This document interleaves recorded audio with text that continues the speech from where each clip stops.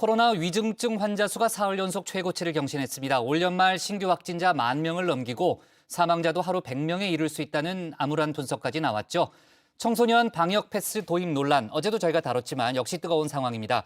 정부는 조금 전 긴급 브리핑을 열고 청소년층에 대한 접종 이득이 명확하다며 시행 전까지 충분히 의견을 수렴하겠다고 했습니다. 관련 소식을 신혜원 체커가 정리해봤습니다. 네, JTBC의 가장 빠른 저녁 종합 뉴스, 다정의 시작을 알리는 뉴스픽 5입니다. 자, 오늘 준비한 픽은요. 위중증과 치명률, 그리고 마지막 본회의, 집 탈라더니 만점은 단 1명, 마지막 사진을 보다가입니다. 자, 코로나 확진자 수가 이틀 연속 7,000명을 넘겼습니다. 위중증 환자는 857명으로 사흘 연속 역대 최다를 경신했죠. 사망자는 57명입니다. 곧 하루 신규 확진자 10,000명, 위중증 1,000명, 사망자 100명 돌파가 머지 않았다는 전망이 나옵니다. 1만 명이 되면 현재 저희 의료 체계에서 감당 가능한 부분들이 될 것인가가 가장 좀 중요한 관건이 될 것 같고, 정부의 상황 인식이 조금 너무 낙천적이고 낙관적이 아니었던 생각은 들고요. 파국으로 치달을 수 있다. 이런 말씀을 하셨던데. 그러니까 이제 병상 부족 상황 때문에 이제 중증 환자 치료가 제때 안 되는 상황들이 사망 환자 100명 넘는 것도 정말 올 수 있는 그런 상황이 됩니다.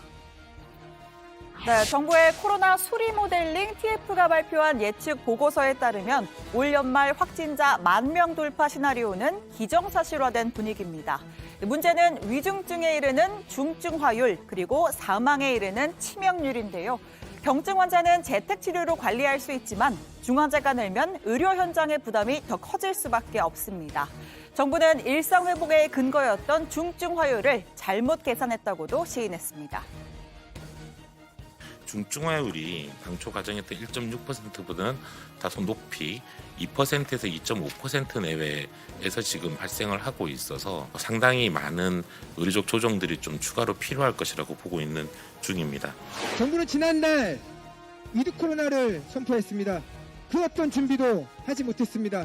폭발적으로 증가하는 환자를 돌보기 위해 중환자실 환자를 받지 않거나 전원시키고 있습니다.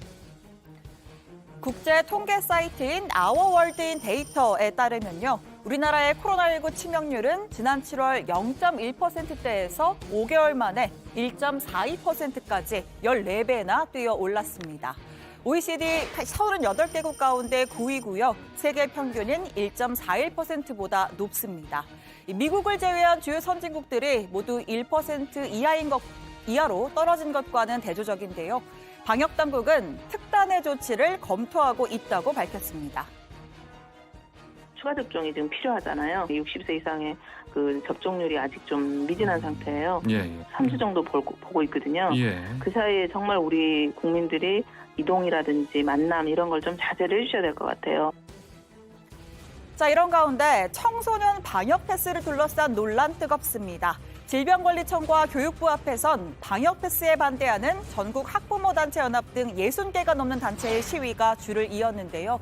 주사기 팻말을 든 시위대가 정은경 청장과 유은혜 교육부 총리 가면을 쓴 이에게 접종을 하는 듯한 장면까지 연출을 했습니다.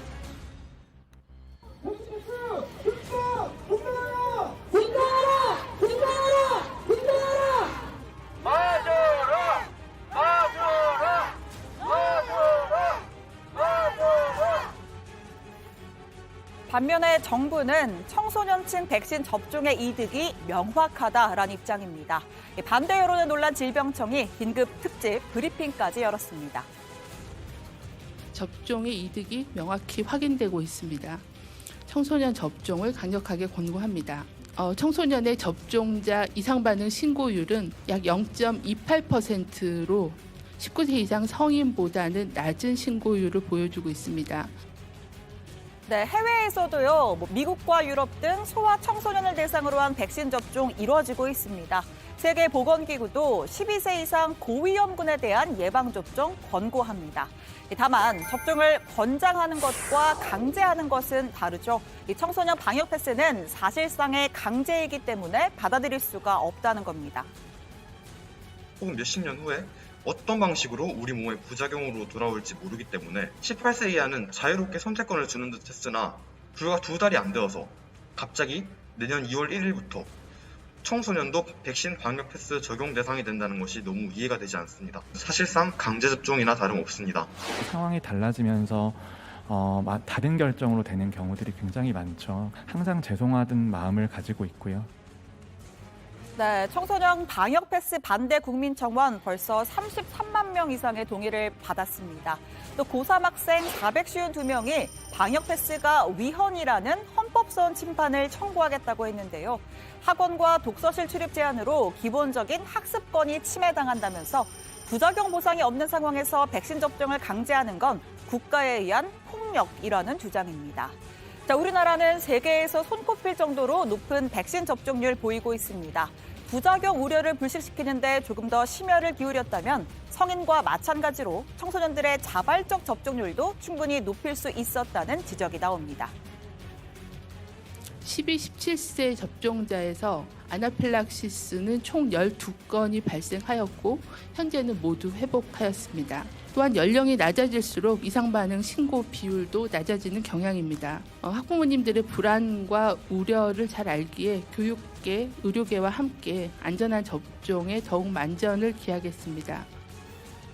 네, 두 번째 픽 가보겠습니다. 마지막 본회의입니다.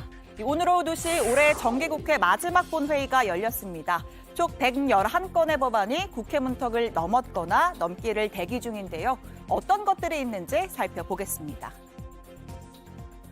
이재명 후보께서 강조하고 당도 추진해온 부동산 불로소득 국민환원 3법 중에 도시개발법과 주택법도 오늘 처리될 예정입니다. 네, 민주당 윤호중 원내대표가 언급한 부동산 불로소득 국민환원 3법, 쉽게 말해서 대장동 방지법입니다. 대장동 사례처럼 민간업자가 과도한 이익을 가져가는 걸 막기 위해서 개발이익 환수법 개정안, 도시개발법 개정안, 그리고 주택법 개정안 이 세 가지를 발의했는데요. 자, 이 중에 두 번째, 세 번째 법안이 오늘 본회의를 통과합니다. 도시개발법 개정안은 민관합작 도시개발 사업의 민간 이윤을 한정하는 내용이 핵심이고요. 주택법 개정안은 민관 공동 도시개발 사업 분양가 상한제를 적용하는 내용을 담고 있습니다. 자, 그럼 첫 번째 개발이익 환수법은 왜 빠졌을까요? 자, 민간업체의 개발 부담금을 계획 입지 40%, 개별 입지 50%로 상향하고 부담금 감면 특례 규정을 3년마다 재검토하는 내용이 담겼습니다. 어찌 보면 대장동 방지법의 핵심이라고 할 수 있는데 국민의힘이 처리 반대 입장입니다. 대장동 사건의 핵심은 여러분이 너무 잘 알잖아요. 문제를 해결하고 사후에 방지법을 해야지. 사후에 방지법 먼저 하고 문제 해결을 했다는 거는 이거는 머리와 신발의 순서가 바뀐 거예요. 여러분은 양심이 없습니까? 네, 대신에 국민의힘은 소위 이재명 방지법을 발의했습니다. 대장동처럼 민간업자들이 과도한 이익을 챙길 수 없도록 도시개발사업관리위원회를 두고 또 지자체장의 시행사 선정과 이익 배분 등에 대해서 관리위원회의 심의를 거치도록 했습니다. 이재명 후보의 성남시장 시절 부정이익에 대해서도 조사하자는 내용이 담겨 있습니다. 대장동 게이트를 몇 개 법안으로 물타기 하려는 시도가 아니라면 또 스스로 설계자라고 자임하셨던 대장동 게이트를 셀프 면죄부 주겠다는 시도가 아니라면 이 부당이득 환수 법안 논의에 함께 해주시기를 동료 의원들께 부탁드립니다. 네, 또 오늘 통과된 법안 뭐가 있을까요? 전 국민을 분노로 들끓게 했던 LH 투기 사태와 관련해서 부동산 차명투자 범죄 수익을 환수하는 범죄 수익 은닉의 규제 및 처벌법 개정안이 문턱을 넘었습니다. 징역 3년 이상인 범죄에 대해서는 모두 범죄 수익 환수가 가능하도록 했고요. 3년 이하라도 수익 환수가 필요한 경우는 별도로 규정하도록 했습니다. 그런데 정작 LH 사태에는 적용되기 어려울 전망입니다. 개정안을 현재 수사와 재판이 진행 중인 사안에도 적용하는 건 위헌 소지가 있다는 지적이 나왔기 때문입니다. 자, 그리고 또 상가 건물 임대차 보호법 개정안도 의결됐습니다. 코로나 여파로 3개월 이상 집합금지 조치를 받아 폐업을 한 경우에 상가 임대차 계약을 중도에 해지할 수 있도록 했는데요. 다만 임대인이 임차인의 계약 해지권 행사가 부당하다고 소송을 제기하거나 혹은 분쟁 조정을 신청할 경우에 임차인은 집합금지 제한 조치로 경제 사정이 어려워졌다는 걸 직접 소명해야 합니다. 네, 오늘의 세 번째 픽입니다. 집 팔라더니입니다. 문재인 정부의 초대 장관이자 역대 최장수 국토부 장관이라는 기록을 세운 김현미 전 장관. 최근 부동산 투기 의혹으로 경찰 조사를 받은 사실이 확인됐습니다. 자기가 사는 집이 아닌 집들은 좀 파시고. 네, 방금 들으신 그 발언 당시에 김 전 장관은 다주택자였습니다. 논란이 일자 경기 연천군의 단독주택은 팔았는데요. 매입자는 김 전 장관의 남동생이었습니다. 그걸 또다시 여동생에게도 팔았습니다. 그리고 다시 전세 계약을 맺었습니다.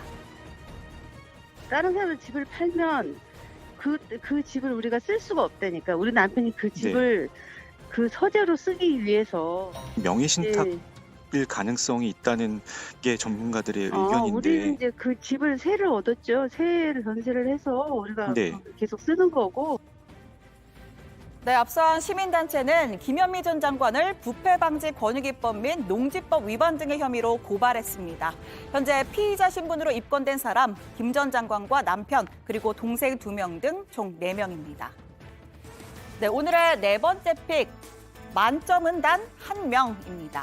2022학년도 대학 수학능력시험 채점 결과가 발표됐습니다. 역대급 불수능이라는 평가답게 만점자는 단 1명에 불과했는데요. 사회탐구를 선택한 문과 졸업생이라고 합니다. 정말 대단합니다.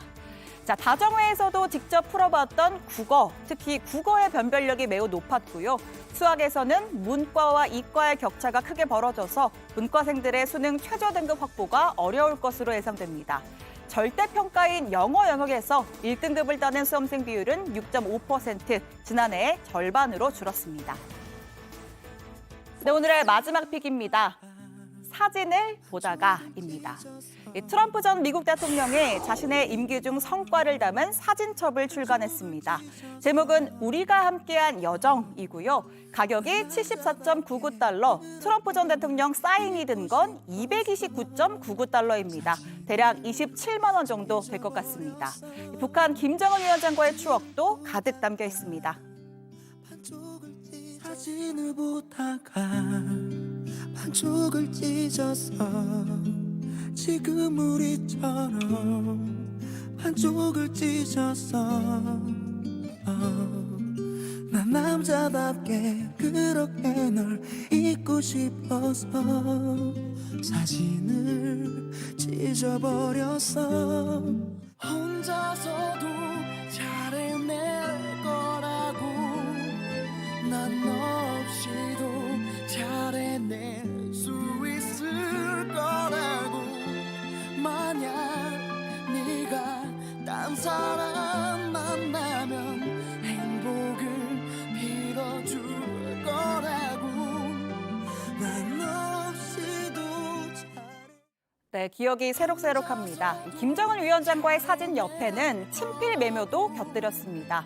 남북 간의 경계에서 나는 김정은을 아주 좋아했다. 그는 아주 터프하고 똑똑하다라고 썼습니다.